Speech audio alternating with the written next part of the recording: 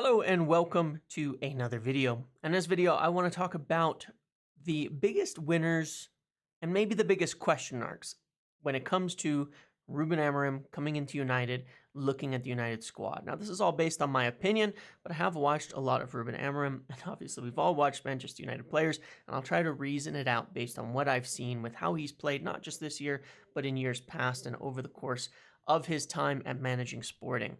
Obviously, there's going to be it's hard to know when you look at how things transition between different leagues and all of that, but just based on the traits of the players and their profiles, how they might fit, and which players there might be questions with, there could be some surprises there. I'm not going to do every single player at United, but go through a few.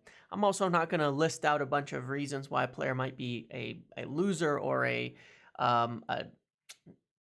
harmed by the arrival of Amorim in terms of their fit. There are a few, but I think they're mostly players who are already on their way out in general. But I thought it'd be rather interesting for people. I got a lot of good feedback on the videos that I've done so far on Amorim, on his tactical approaches, on how he would fit with the squad, things like that. So I thought I'd go through and explain some of my understanding and reasoning based on how Ruben Amorim plays and the kind of squad that we have at United. So let's get first right into it. Number one, clear as day, Manuel Ugarte. This is an obvious winner for Ruben Amorim. Not only has he, of course, played under Amorim previously in the exact position he would have been signed to play for, and the exact position we know he can play for, and a very hardworking two, a high-energy ball winner. His system always has one midfielder who is pretty much exclusively there to win the ball back and stay as the deepest midfielder in his two. So oftentimes when it builds up into a 3-2-5, in the attacking phases, it goes to a 3-1-6, and he keeps that one midfielder as the deeper one who is still focused on winning the ball high, on closing down transitions, and on cutting off attacks to the center of the pitch. And that all suits Manuel Ugarte exclusively. They are also not really asked to progress play. One of the traits that Ruben Amorim has as a coach, does not do a lot of central progressions, likes to block off the middle, but is not expecting his midfielders to be making a lot of forward line-breaking passes. They do get asked to often switch play and move it from side to side, but this is something that Manuel Ugarte has a strength, whereas his strength is definitely not, centralized line-breaking passes through the middle. And he's the only one of United at his role. Casemiro is maybe the closest other one. But obviously we know as getting older. So, Casemiro and him both fit that role kind of well. I think Ugarte just a little bit better because he tends to not be quite so aggressive with his passing. And again, that is what is wanted out of this position. So I think he's a huge beneficiary of this for so many reasons. And obviously, after we've seen some of the performances, he's a great player. He will be very good for us, and he'll fit really well into the system. The second one is Matias Defiquet. I think Matias Defiquet is going to be really, really good under Ruben Amorim. He likes to have one extremely aggressive center back. Defiquet has experience in a 3, naturally steps up into the midfield. He's very physical. He's very high energy. He's very intense. That applies to Manuel Ugarte as well. Everybody in your team needs to be doing that, especially in the back line and midfield. Under Amorim's system, you cannot be too calm. You have to be physical. You have to have high energy. You have to defend with a lot of intensity. He's good on the ball. I wouldn't say amazing on the ball, but good on the ball, and very, very well suited for the central center back role. In that position, in Ruben Amorim's 3, you're not asked to do so much channel defending, but stepping up oftentimes almost into a deep 6 position, moving the ball from side to side, and then as well being aggressive to break up play and block the middle in addition to that other midfielder. Sometimes when, the 1 becomes a 2, the 2 becomes a 1 and someone goes forward, that center back jumps in there. So you always have 2 rather than a 1 for defensive transitions. And that's one of the positives of this 3 center back role is again, blocking the middle off. And I think Defiquet will do very well there. Where there's a question mark is his passing progression is not elite. And sometimes that central center back role is asked to do some pretty big long passes from center, depending on how the team approaches them in the press, switching it out to the fullbacks to progress it down there. And he may not be elite at that, but there's other things that he is obviously very good at. I'm not saying he's not a good passer, but maybe not elite in that trait. The other thing is Harry Maguire will also benefit very strongly from this. A pretty similar player to Matthias de Ligt, where the pace isn't as big of a deal, does a lot of the same things, experience in the back three and all of that. So I think they'll both do quite well, but obviously de Ligt being younger, I think he will see the most benefit in general from this switch of system and being in that position with coverage to the side of him, with the way that he is naturally aggressive, because both him and Maguire at times can get caught out stepping up when they're playing in a 2 and not having coverage behind them, but in a 3, stepping into the middle just to block it off and push the ball to the sides, which is a huge part of Amorim's tactical approach. They should both do very well. The third one, and one I think is really big, really good for him, is Rasmus Haaland. I've been making comparisons between him and Gyökeres for months now. Really, really similar players. Everyone can see it. A lot of the same traits. Amorim likes to use that big, physical, fast center forward in his approach to the game. You need to be a great finisher. His striker scores a lot of goals, and they need to be good at getting them and actually finishing those chances. And Rasmus Haaland is an excellent finisher. We have seen that he is definitely elite in that trait and in that quality. You also need someone who is a hard presser that is willing to roam around the pitch a bit. That means dropping in and pressing into the midfield, going into the sides, picking up the ball in different areas. You've got to be really energetic as his striker in particular, because at times, which I'll discuss in a minute, the other two forwards will sometimes just drop into the midfield. That striker is usually covering more distance, significantly more distance, than the other two forwards. And so you need someone who's willing to do that, someone that presses hard and is willing to roam around a bit. You still have to be strong in transition. There's still a lot of fast attacks. As I compare to Liverpool at times, still a lot of fast attacks when it comes to Ruben Amorim's attack there. Again, when those players are dropping in, if there is an opportunity in bigger games as well, where you can get the striker in on the run, he wants his striker taking advantage of that, picking up the ball in space, running at the opposition to beat them, getting through them, getting by them, and overall, causing some trouble. So Rasmus Haaland, I think, would be very good there. Fighting in the channels as well. You need to be able to, and sometimes one of the other benefits is with the narrow 3, it's not as much against, he's trying to get his striker not against 2 players, but against 1, where he can win that physical battle. You do have to be able to finish in a variety of ways as well, because, the setup precludes, moving around into different areas as you attack. Then you have to be able to finish from a variety of different scenarios. You're not going to just sit and poach in this system for sure. So finishing on the run, finishing right foot, left foot, close, a little deeper, a lot of different scenarios there. And we've seen that from Gyökeres, and we think we've seen that pretty well from Rasmus Haaland. And again, as a benefit, he is as close as it gets to Gyökeres' clone that I've seen, this season in football. And in the last, bit of watching last year as well. Very, very similar players. Another one, and I understand why I don't really get some people thinking again that he won't benefit from this, because Marcus Rashford fits to a T this narrow front 3. Rashford is not that good of a wide player. He's better the closer he gets to goal. We've seen that. The more he can get closer to goal, the better he will be.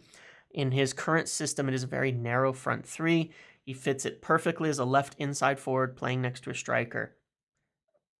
It's pretty much that simple. That is Marcus Rashford's best position, and if he is deployed there, that should be his best role. There's a few other benefits too that help to cover up probably some of Rashford's weaknesses. But in many cases in his 3-4-2-1, the left side of forward is making almost a 2 at times, with the striker, with the right side of forward drifting behind him as a floating winger or a 10, or however you might want to call it. And that really does suit Marcus Rashford's skill set. You also have in that from that narrow formation dropping into the midfield to help with interplay and picking up the ball. We've seen that Rashford does that a lot and prefers to do that, and I think it's better when he's dropping centrally into narrow positions than it is when he's trying to drop out wide. There are smaller, I probably should say smaller, but smaller defensive distances to cover, where on the wings when he's out wide, the wingers often have to be doing those long run backs to cover the fullbacks, The inside forwards in Amorim's system don't do that so much. A lot of his defensive philosophy is about covering the middle. So you go from kind of your inside forward role to just ahead of the two in the midfield. It's a much smaller distance that you have to track back on most instances in order to cover them. You're okay with pushing it out, and you're not usually expecting the inside forwards to do as much coverage out wide since you do have a back three and those fullbacks. You can think it gets narrow in the center defensively, leaving some spaces out wide, and he's okay with that. When the press is broken, you drop in, let them have the ball in those positions and move just to trap and then get ready to go on the run. So it's smaller distances to cover, which isn't probably Rashford's strength, is doing these long running distances in defensive coverage backwards. The pressing angles are also smaller. He likes to press narrow with that front three, curving runs, things like that, but not as much pushing way out wide to coming in, to out wide to coming in. So it's a lot smaller pressing angles asked of them. And again, narrow. So if you get beat that way, it's okay with that. But he really wants to block the middle off with the press. Expected as well to crash the box. He likes his runners getting into the box, getting into those areas, getting on there for cutbacks, things like that. Areas I think Rashford does well in. And then the other factor is where we've seen Rashford's best seasons is when he has someone overlapping, and you get a lot of overloads from the left wing back position for this position. It's a huge part of the attacks on both sides, is that those wing backs, those full backs overlapping and crossing low into the box. So a lot of those 2v1 situations, a lot of those overloads, a lot of creating mismatches on that side. We saw that when he had Luke Shaw fit and healthy, however briefly that was, that it was better in terms of genuine chance creation. So I think that's a relationship, with somebody doing that and making those runs outside of him that he suits very, very well. So in terms of profile, it suits Marcus Rashford pretty perfectly. Also, there is a fair bit of switching of play. If sometimes you can progress the ball through to one side and get those fullbacks running deep, he's expecting some of his forwards as well to be able to switch play to the other side, something I think Rashford has a very good pass in, as we saw like the FA Cup final to Garnacho for the second goal. Rashford is a good switcher of play. Some of those long switches he does can be very good. He has that in his toolbox, and that will be helpful in the system. Where I see the biggest question marks, and there's going to be other players who are winning. I think that Kobbie Mainoo is going to see a lot of benefit out of this by being partnered with Manuel Ugarte, being able to move into the attack and back a bit, but also you have to be very energetic. A lot of defense things that suit Kobbie Mainoo very, very well, but the gaps are smaller to cover out of those positions compared to what they've been. And in being paired with a more defensive midfielder always, I think it suits Kobbie Mainoo a lot more. But so I think he'd be a big beneficiary of this as well. Not the only ones. There's guys like Lenny Yoro. It's a natural fit for him to be that sweeper channel defender on the right side, things like that. Where I have question marks is Bruno Fernandez. And I want to explain this because there's things about Bruno that fit really well and things where I'm not sure because he doesn't totally play with a Bruno-esque player at this point in time, but I have to make a decision. There's no real natural focal point central 10 in his system. He's not a good fit as a deep 6 in the 8. One reason for that really simply is that risky passing. He likes to pass it fairly risky. Amorim does not like his midfielders from those deep positions taking a lot of risks. He doesn't have the pace to play as a wingback, and there's no real right wing, right mid that isn't getting back defensively. And again, a big thing is he really does not like risky vertical progressions from central areas. The entire philosophy in his defensive approach and safety is do not pass down the middle. Do not make these big vertical risky passes down the middle and turn it over there. Does not like that. in the build-up in the second phase. And in the third phase, obviously, you want to get the ball to your central areas very well. But it's more out than in than it is down the middle. So those are the question marks. However, it's more about a decision. He can play certainly as that floating kind of right-sided forward that drifts in behind the two attackers that are maybe more runners, making more of a 3-4-1-2 than a 3-4-2-1. And he has the energy for Amorim's philosophy. He wants players who will, especially if he's going to play in that floating position, who can run hard, be intense, and all of that. And Bruno does suit that. So it's not so much that he doesn't suit it, but there's a role for him. It's just a decision about what kind of player you want for that role. Mason Mount could do the same thing, may have some of the same questions on him, though I think he could play in the deeper role a little bit better than Bruno Fernandez in this position. But yeah, it's just a question more than it is that he doesn't suit it. It's just maybe an adjustment, and he has to make that decision because the next one is Ahmed Diallo. He is a player who would fit, again, that natural right-sided, left-footed inside forward who drifts around. Someone like Trincao right presently. He fits that really well. But is he going to play with that or more of a Bruno player? Can he play with either? Maybe. It may not be that important. It may be that that's where the rotations are. It depends how he profiles Ahmed Diallo as well, if he sees him capable of that. He could be a wingback even for certain options as a left-footed, right-sided player. If you go more defensive on your left side for a game, then you can definitely get away with a winger on that side. The question marks there are, again, if Bruno's profile would be preferred in that position on the right inside forward, and the pace and physicality. Does he have the pace and physicality to play on that wing back? And for certain matchups, he could, but I'm not sure. Right now, they're using a young player, Quenda, who looks like an incredible talent in there, who isn't that dissimilar profile-wise to Ahmad, but I think he is a bit faster, a bit more physical. So those are question marks, but it could be for certain matchups he could fit that right wing back position. The next one that's a big question mark that I'm not sure about is Joshua Zirkzee. He is not Amorim's preferred striker profile at all. We've talked about Rasmus Haaland, Gyökeres. Joshua Zirkzee is not that player. He appears to be lacking intensity at times in the way he runs, and different to like Rashford is a player where we've seen him lacking intensity at times in certain defensive positions for sure. But usually in offensive positions, when Rashford is at his best, he's running hard, attacking, all of that. And he does need to keep that up for the system to suit him as well, but we know that he can. With Joshua Zirkzee, we see him lacking that intensity most of the time on the ball, where it's always a little lackadaisical, a little bit almost too calm for Amorim's system. And it's calm is probably the wrong word because Amorim's system is I'm not saying it's chaos. It is controlled, but it is intense.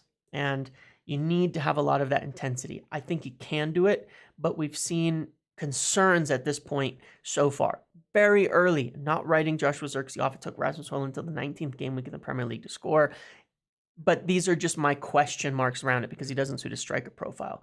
He does, however, have some very elite technical traits for playing narrow, for controlling the ball in tight areas where there's a lot of traffic. He can be very good at it. And he has shown that when he turns it up, he can press very well. He can run very hard. And he has shown that he's one of the best pressers in Serie A. So hopefully he can show that here as well and fit it. He could fit the Bruno right-sided forward floating profile along runners, or left-sided if you go with a right-sided, attacker and a striker up front. You could even play him as the striker if you go with two direct runners around him. So there's a lot of different permutations he could fit in there. With his skill set, it's just a decision because he can definitely play in like a floating attacking role as well, and there is a place for that in the team. So yeah, those are my my major question marks. Personally, those are the players I look at and say, I'm just not sure, about those players, what they bring to the table, how they'll fit. And then the players that I think do fit really well. Obviously, it's all estimations based on what we've seen, right? It's all estimations, but that's what we would expect. Now, as far as it goes for, say, players who may not fit at all, there's not that many. But, because there is a lot of people for places in this, Alejandro Garnacho is one. I'm not saying he doesn't fit because he's a young player. He has a a lot of skill sets, a lot of talents. He's better as a wide player. I mean, even when we see yesterday playing for Rude, and all of that, he stays high on wide, and then gets in, and he's good at making overlaps and overloads and things. I think he could play as a right inside forward. I think he could play as a left wing back. And that's not like an insult. If you watch Amorim's team, those left wing backs are really strong attackers, high up there, expected to do a lot of offensive work and a lot of offensive duties. So depending on the matchup, it's just, I have question marks over Garnacho because I don't think he's as good of a centralized attacker, but I think he's obviously still young, a lot of things, and could fit in those roles. The only player I feel really I don't see where they fit at all is Christian Eriksen. Simply because of the intensity of the system. He's definitely should not be a deep midfielder in this system. Kavi Menu suits it a lot better, as does Casemiro, as does Ugarte. We kind of know this. He could play as a forward, but it doesn't really suit him that well either. And Amorim does not really use this deep dictator of play where we've seen some of Eriksen's strengths on the ball. I don't know how he fits. Not saying he can't. I just don't know how he fits at all into it. He won't be here that much longer regardless because he's running out of his contract. So it's not that big of a deal in the long term. Otherwise, questions I have over Diogo Dalot. You need your right wing back to be very good in the final third, very good at crossing. I don't think that's his strength. It might be Mazraoui's the better player over there. So we'll see. There's just questions, but Dalot does have the work rate and the get up and down attributes that you'd want from him. So we'll see on those, but I wanted to cover those names in particular where I felt there was just ones that I wanted to cover and I thought would make sense. So hopefully this was interesting. Hopefully it was informative. Let me know your thoughts on this below or on any of the other players that are mentioned. And we'll see what happens as Amorim joins and gets up during the international break. We'll see how he lines up for the first time. But he really has never changed his lineup in his formation beyond a small adjustment to narrowing the front three over the course of his entire tenure. So we wouldn't expect him to do so now. And I'm very curious to see who he deploys and if it matches our expectations. That would be very, very interesting. So that's what I've got for today. Thank you for watching. Make sure to like, comment, subscribe, turn notifications on. I'll see you in the next video.